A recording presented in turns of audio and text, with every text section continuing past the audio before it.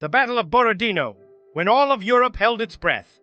After 18 relentless months of conquest, Napoleon finally came face to face with his most formidable adversary, the mighty Russian Empire.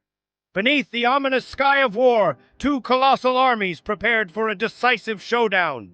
Napoleon deployed his Grand Armée to encircle the southern bank of the Dnieper River, while Russian forces held firm on the northern side. When General Bagration marched eastward to prevent a French crossing and rear attack, Napoleon seized the moment, launching his assault on Smolensk at twilight. Cannons thundered through the darkness. Flames engulfed the city and lit up the heavens in a fiery inferno.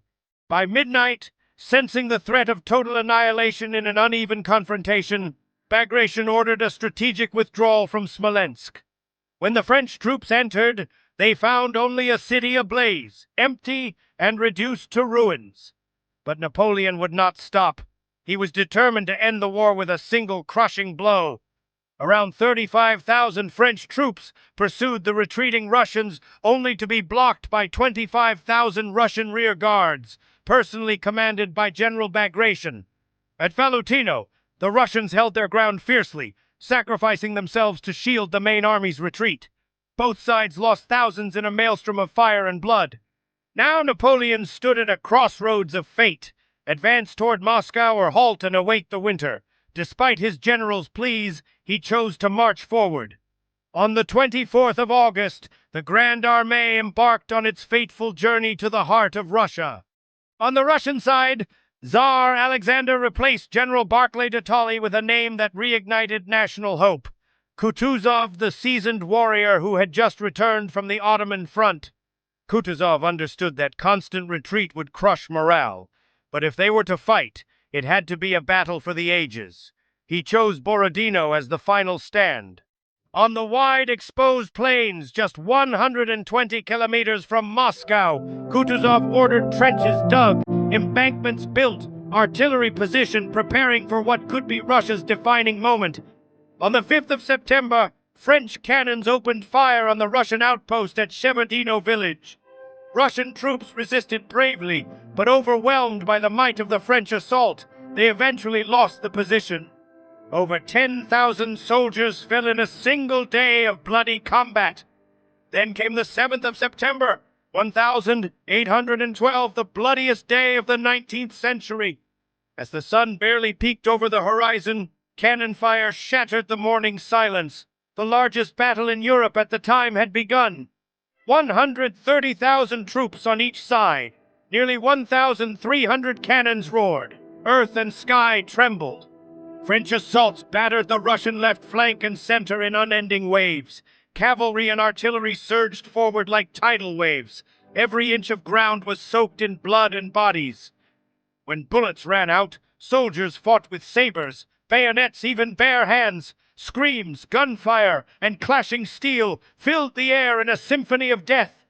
Napoleon amassed 100 cannons and 45,000 troops into a 1.5-kilometer front, unleashing hell. The ground cracked, Russian fortifications were leveled, half their artillery destroyed, yet still, the French failed to break through Kutuzov's final lines. General Bagration, a symbol of Russian resilience, was fatally wounded, but the Russian will to fight only burned stronger. In a desperate counter, Kutuzov ordered his cavalry to strike the French supply lines, causing chaos and panic in the rear. Napoleon was forced to pull back and reallocate forces, halting his offensive.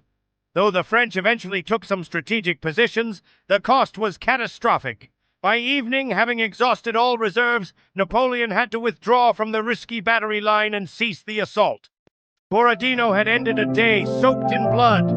Nearly 270,000 men had fought.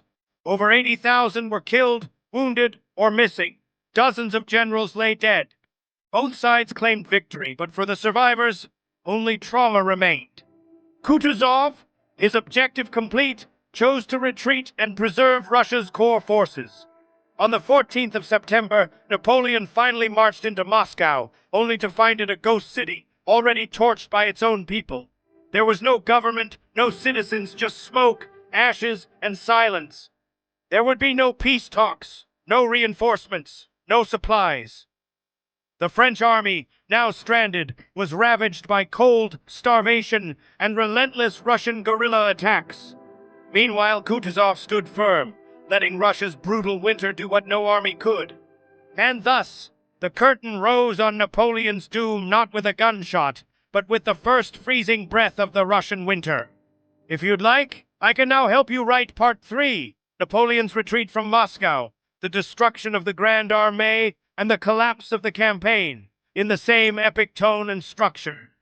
Would you like to continue with Part 3? End of Part 1, see Part 2, Smolensk. The 19th of October, Napoleon retreats from Russia. Invite everyone to see the next part.